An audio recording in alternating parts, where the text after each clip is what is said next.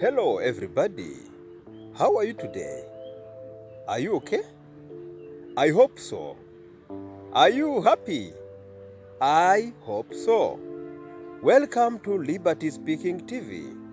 My name is Jean de Dieu Uwingabiye. Today, I'm going to teach you verb tenses. Muraho mwese, nshuti mudukurikirana hano kuri Liberty Speaking TV. Nitwa Uwingabiye Jean de Dieu. Nje kubigisha ibihe by'inshinga. Let's get started. Mureke tujye mbere.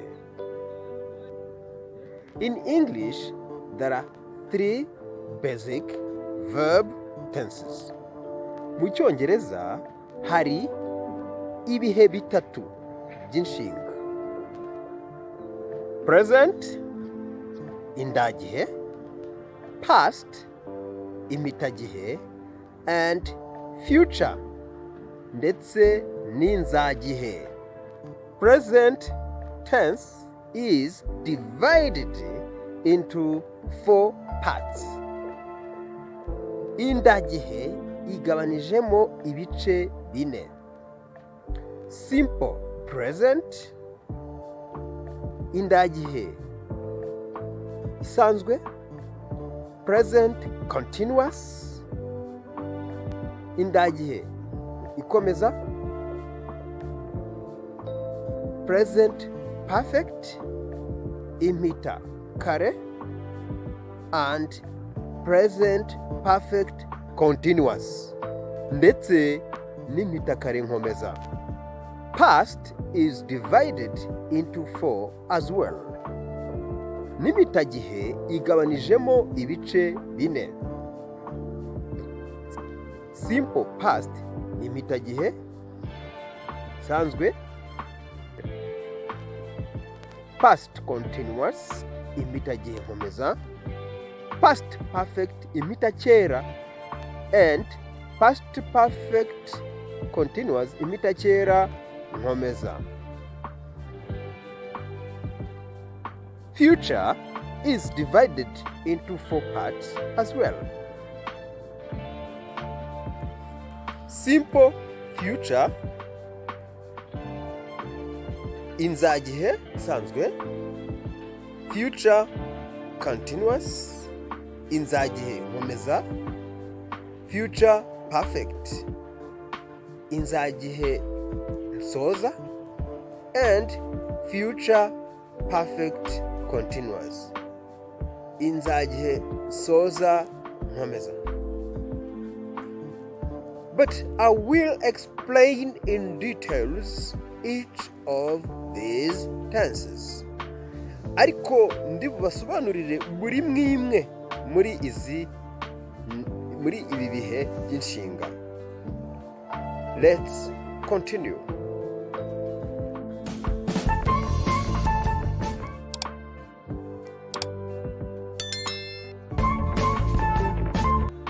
Simple present is used to talk about repeated actions or habitual things. Simple present ikoreshwa tuvuga ku bintu bisubirwamo cyangwa se ibintu biba ari ukuri. In other words, it's used to talk about actual things, ibintu by'ukuri biriho. Examples, turebe ingero. I usually work from Monday to Friday. Ubusanzwe nkora guhera kuwa mbere kugera kuwa gatanu. I get up early in the morning. Nzinduka kare kare mu gitondo. I go to school every day. Njya ku ishuri buri munsi.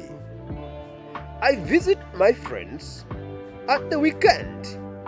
Nsura inshuti zanjye muri weekend. I go to church on Sabbath day. Njya mu materaniro ku isabato. Some people go to church on Sunday. abantu bamwe bajya mu materaniro ku wa mbere w'isabato. People live in different places. Abantu batura ahantu hatandukanye. Simple present is done. Turangije indagihe. Let's continue with present continuous. Mureke dukomeze n'indagihe nkomeza. Present continuous is used to talk about ongoing activities, ongoing things. Present continuous ikoreshwa ku bintu bikomeza, biri kuba, biri gukorwa. And it is used to talk about things that we do at the moment we speak. Kandi ikoreshwa tuvuga ku bintu bikozwe uwo mwanya tuvuze, uwo mwanya tuvuga. Examples. Ingero. I'm teaching you English. Ndimo ndabigisha Icyongereza. Now, many people are working. Ubu abantu benshi barimo barakora akazi. Students are studying now. Abanyeshuri barimo kwiga. My baby is sleeping. Uruhinja rwanjye rurasinziriye. My wife is cooking for me. Umugore wanjye arimo kuntekera.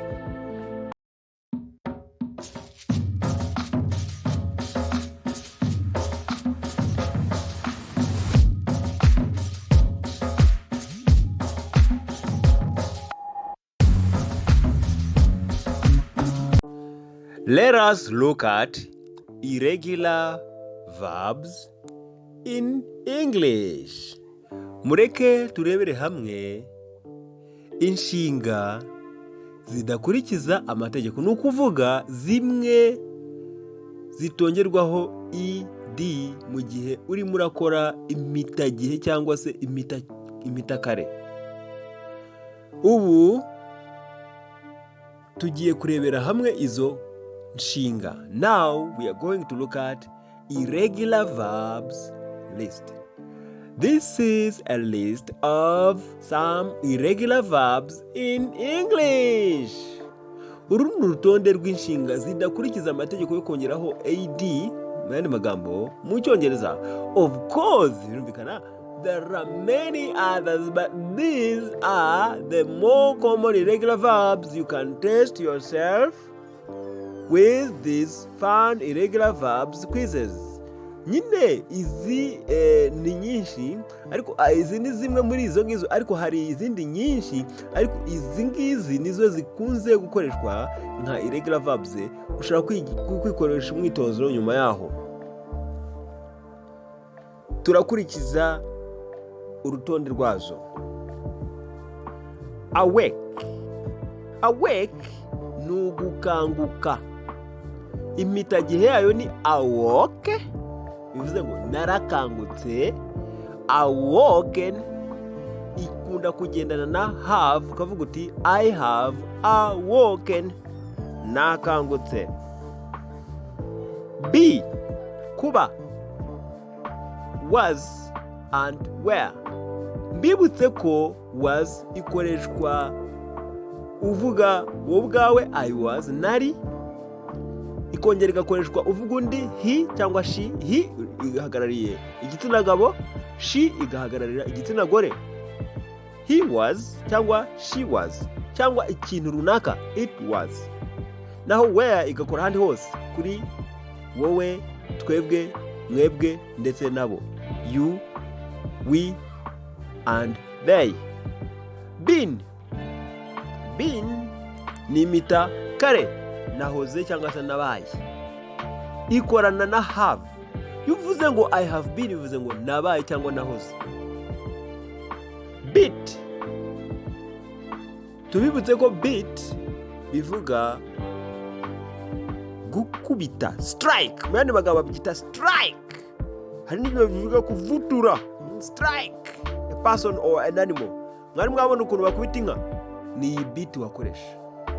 Muri past ihinduka beat, iguma ari beat, ariko yajya kuri icyo bita past participle ikaba beaten. Mbibutse ko simple past cyangwa past simple bivuga ngo narakubise, ariko iyo uvuze beaten bivuze ngo nakubise cyangwa narakubise utagaragaje igihe. Become bisobanuye gutangira kuba, ni nko guhinduka, kwa kundi utangira kuba ikintu, guhinduka. Mu Cyongereza babyita begin to be, ariko mu Kinyarwanda cyacu bivuze ngo gutangira. Ni uguhinduka, kasubiremo, ni uguhinduka, ntabwo ari ugutangira. Begin to be, guhinduka. Muri past imitagihe babyita became, narahindutse, cyangwa se ikirere cyarahindutse, ikintu runaka cyarahindutse. Iyo ukoresheje muri past participle become idafite a, uyijyana na have. Ushobora kuvuga ngo ikintu cyahindutse, have become. Ushobora kuvuga nahindutse umuganga, I have become a doctor. Hari n'abantu baba ari abantu basanzwe bagahinduka abapfumu. Urugero ugasanga umuntu aravuze ngo someone has become a witch doctor, yahindutse umupfumu, ni umuganga wa gihanga. Tugeze ku nshinga yitwa begin. Begin mu Kinyarwanda nicyo twita gutangira.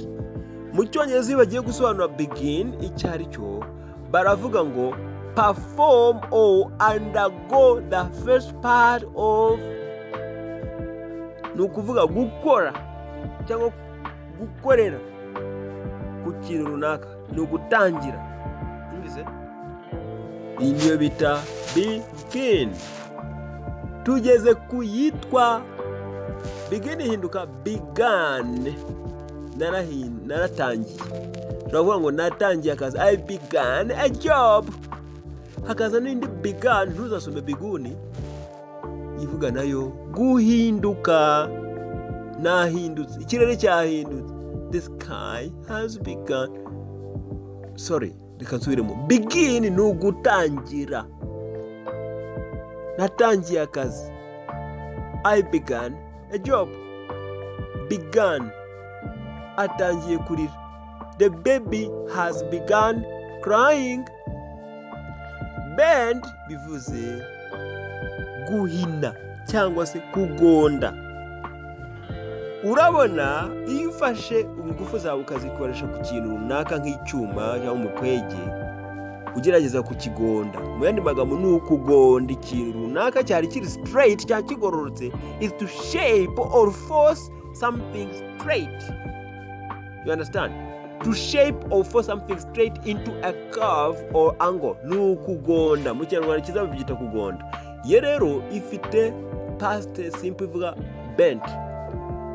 I bent, naragonze ikintu runaka cyangwa se nahinnye ikintu runaka. Noneho tukiri kuri bend, no kunama babyita bend down. Rero iyo ije muri past participle hinduka nayo bent. Tugeze kwitwa bet.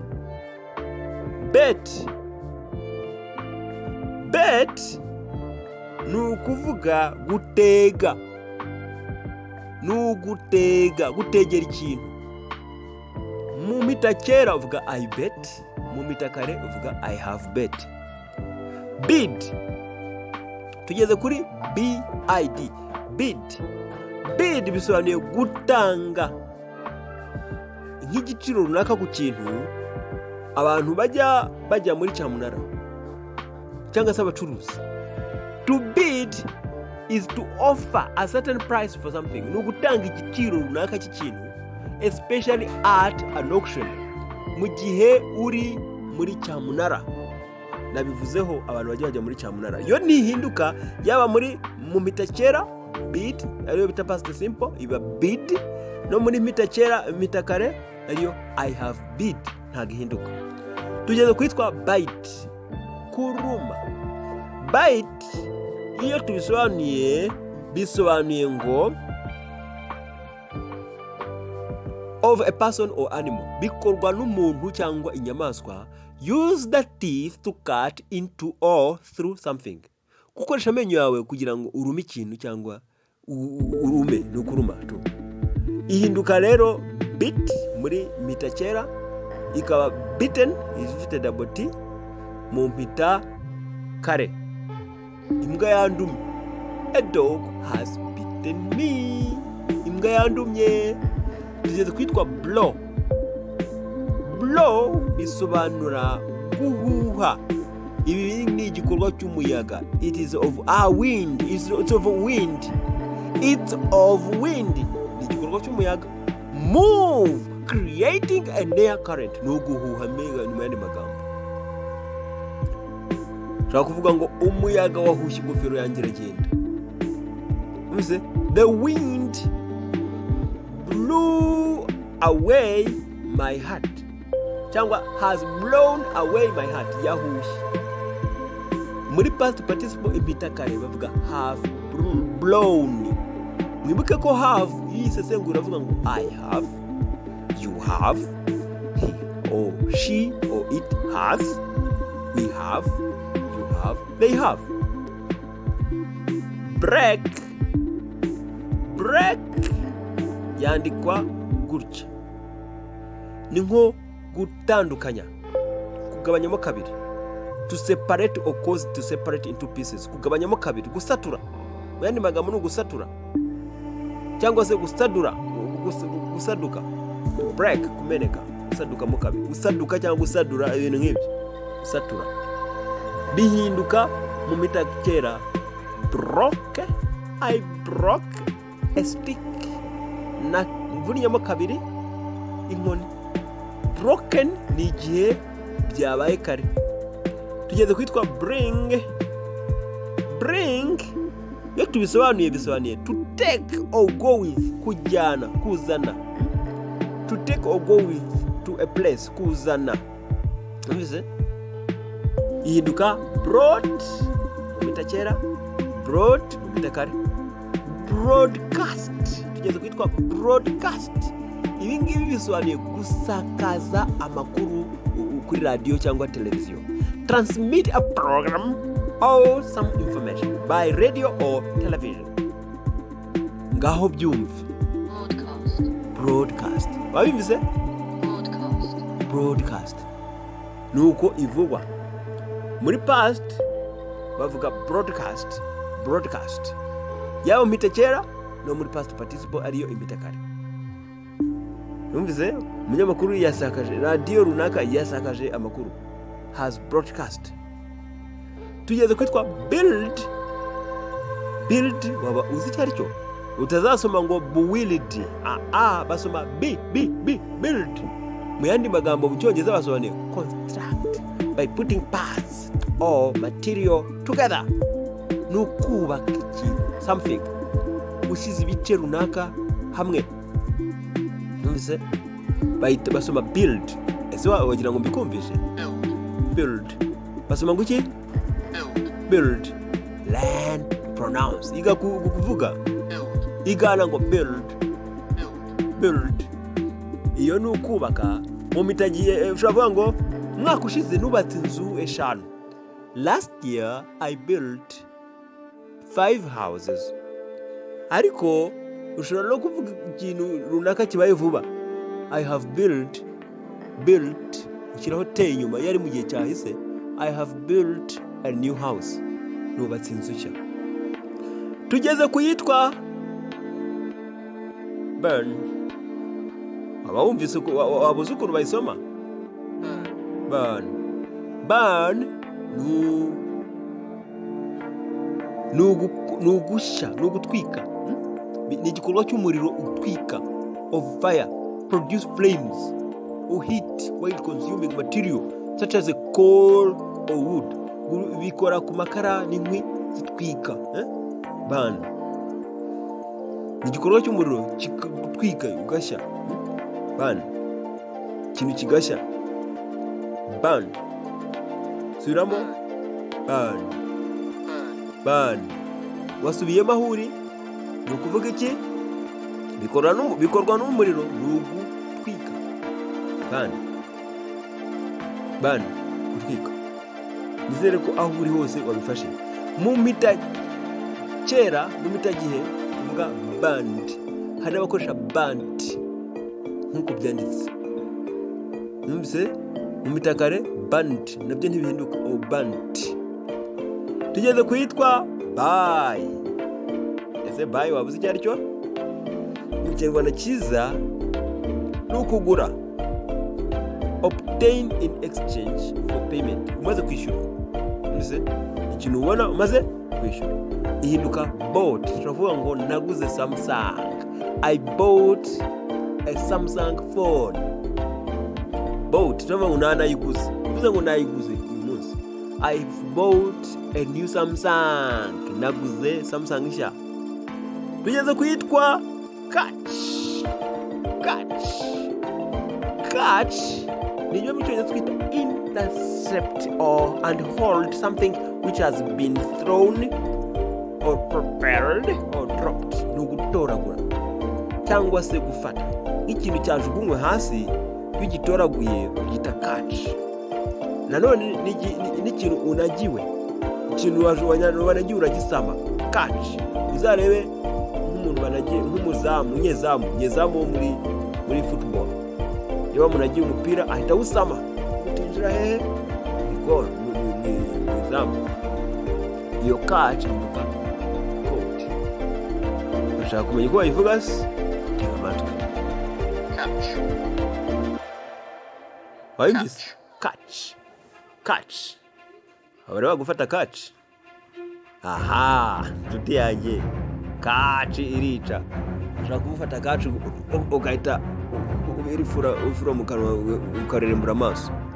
Catch ihinduka coat. Basoma coat. Mwize coat kuba warafashe. Bivuze ngo bene tuvuge umuzamu yasamye umupira. A goalkeeper caught a ball. Mwize? Cyangwa se ukavuga uti nanagiye umuntu ikintu runaka aragisama. He or she caught what I thrown at him or her. Tugeze kwitwa choose. Ese choose ni kugira gute? Choose bivuze iki? Choose ikora mu buryo bwo gutoranya.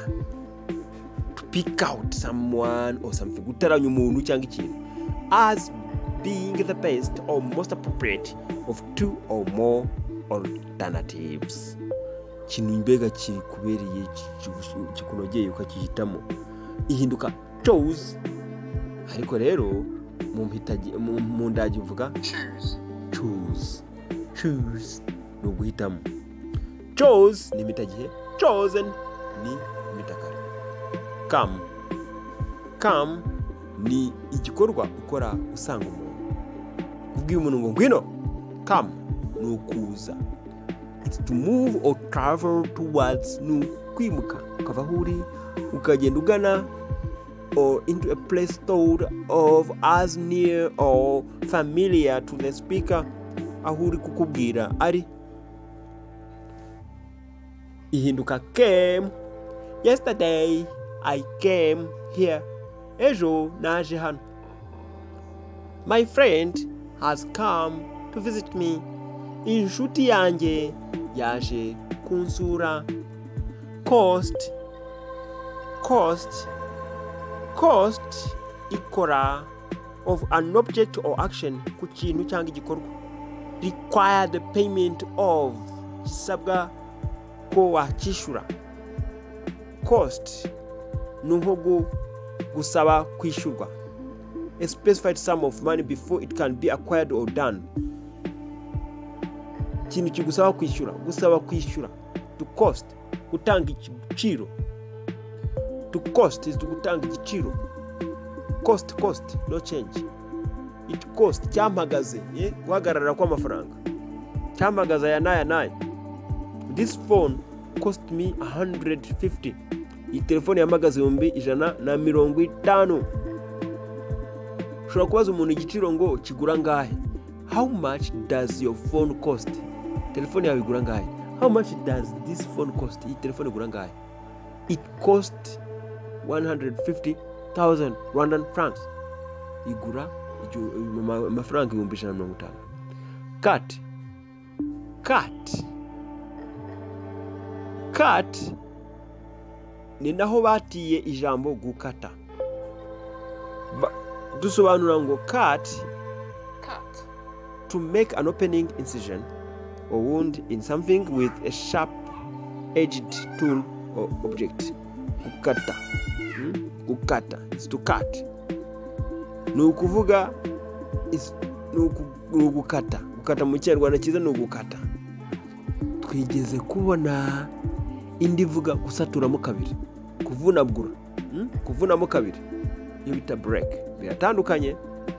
Iyi ngiyi ikati, gukeba cyangwa gukata, ukoresheje ikintu gityaye, yo ntihinduka muri past ihuruma ari kati yaba no muri mwita kera.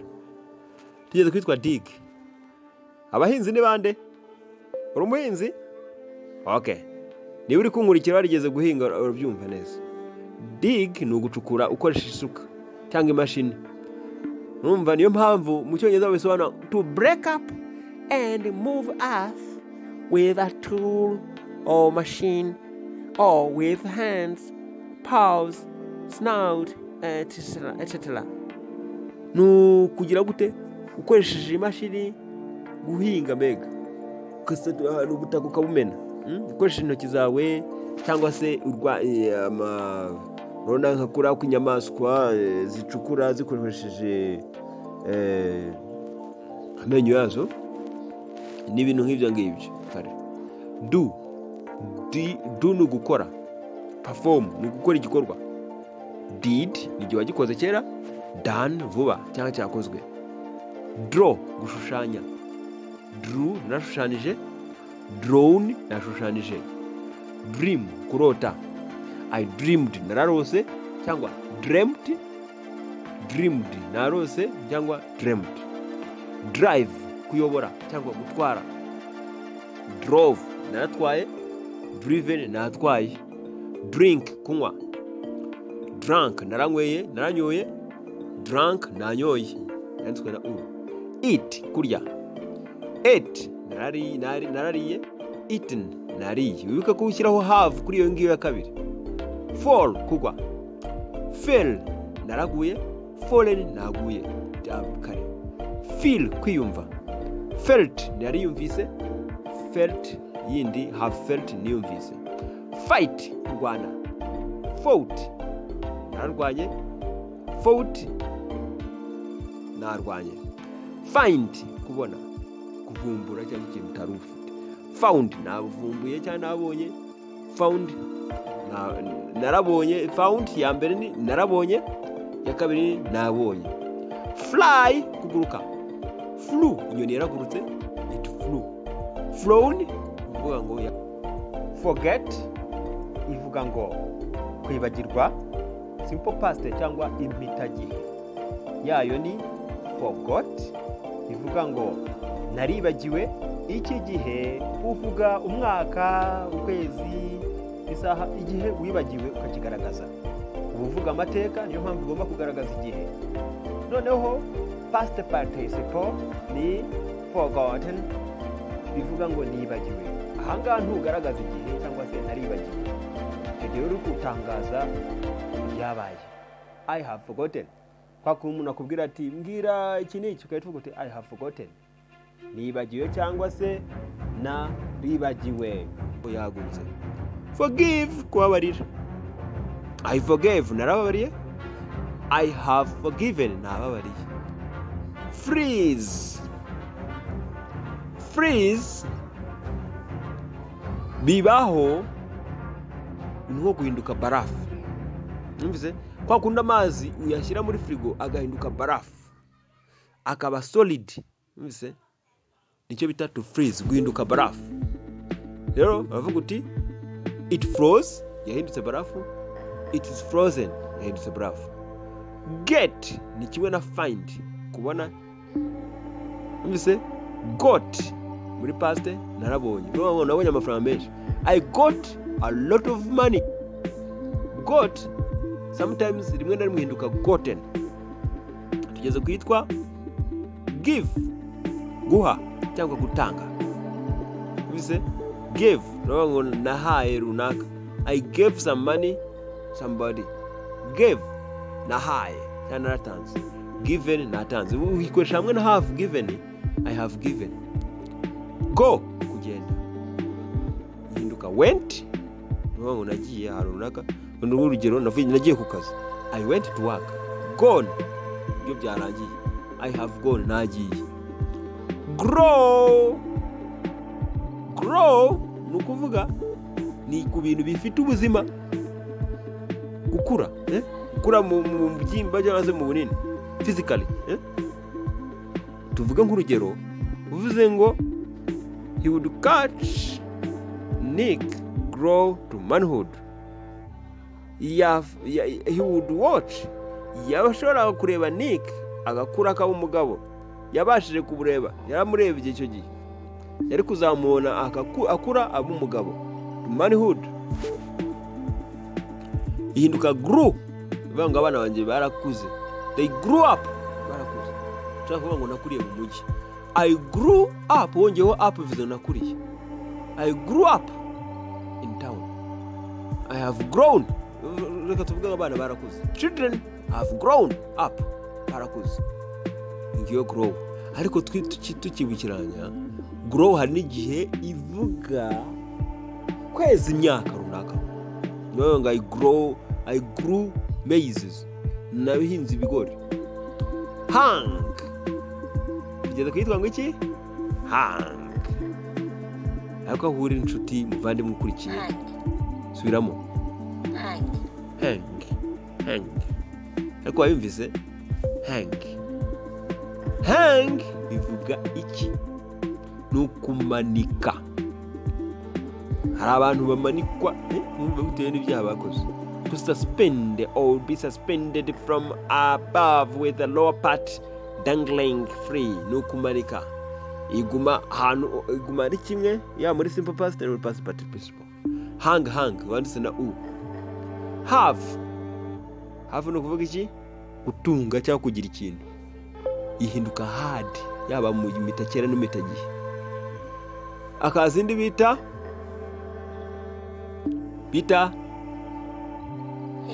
here kumva. Mu gihe cyahise uvuga I heard numvise urusaku. I heard the noise. Heard igomba gutyo hose yaba mu mitagihe no mu mitakera. Tugeze kwitwa hide guhisha. Hid narahishe, hidden nahishe. Hit gukubita. Hit na gukubise. Hit no mu mitakera. Hold gukomeza. Grasp just carry nugufata ugakomeza. Hold on. Held narafa komeje. Held nko gufata mu ntoki cyangwa gucigatira. Tugeze kwitwa mwayibonye tuti mudukurikiye kuri YouTube channel. Soma iryo jambo. Uri kuribona? Heart.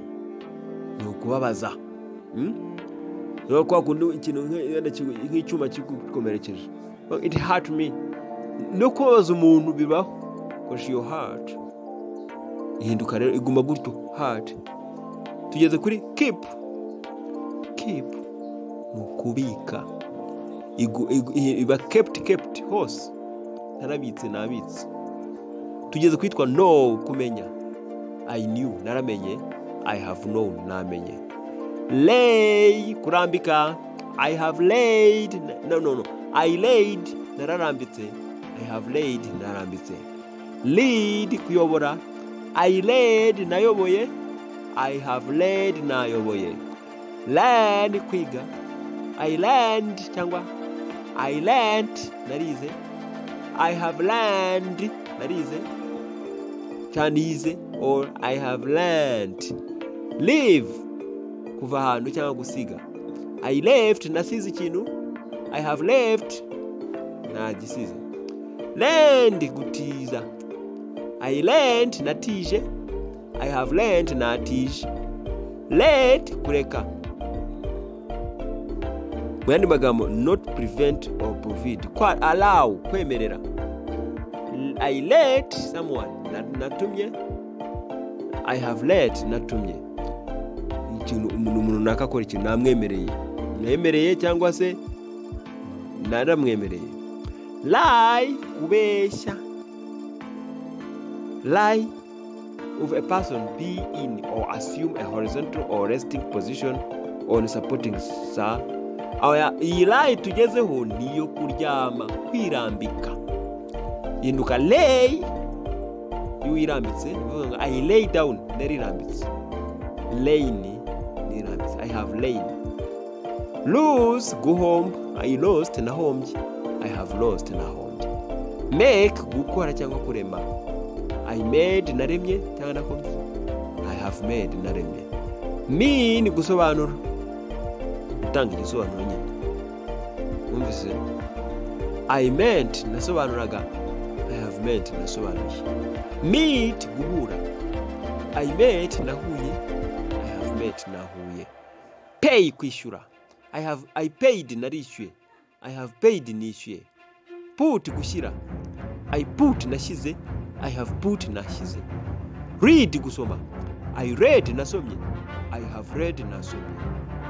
Ride, kugendera ku kintu, nk'igare, moto cyangwa ifarasi. I rode, nagendeye ku kintu, I have ridden. Ring, gusona, telefone yarasonye, phone rang, yarasonye, irasonye, it has rang. Rise, rise, nukuzamuka, nukuzamuka. Mu yandi magambo hari naho bavuga kuzuka, wari warapfuye, kuzuka. Rise, move from lower position to a higher one. Nukuzamuka, umuntu rise up, nubwo ntihaguruka. Rose, kuzamuka. Have risen. Run, kwiruka. Run, run, narirutse. Say, kuvuga. Said, said, naravuze. See, kubona. Saw, seen, nabonye. Sell, kugurisha. Sold, sold, nagurishije. Send, kohereza. Sent, sent, narohereje. Show, kwereka. Showed, showed or shown, nareretse. Shut, gukinga. I shut, narakinze. Sing, kuririmba. I sang, cyangwa sang ya u. Sink, kwibira. Something sank, cyaribiye. It sank, it has sunk. Sit, kwicara. I sat, naricaye. Na sat, nagahinduka. Iguma ari sat, hose. Ya a. Sleep, gusinzira. I slept, nasinziriye. Slept, nagahinduka. Iguma ari slept hose. Speak, spoke, spoken. Kuvuga, naravuze. Spend, gukoresha, spending ni gukoresha amafaranga runaka cyangwa gukoresha ikintu cyangwa igihe runaka. I spent some money, nakoresha amafaranga. Spent. Sorry. Stand, guhaguruka. I stood. Stink, kunuka. Stank. Swim, koga. Swam. Take, kujana. Took, taken. Teach, kwigisha. Taught. Tear, kucha. I told. Tell, kubwira. Told. Think, gutekereza. Thought. Throw, kujugunya. Thrown. Understand, kumva cyangwa gusobanukirwa.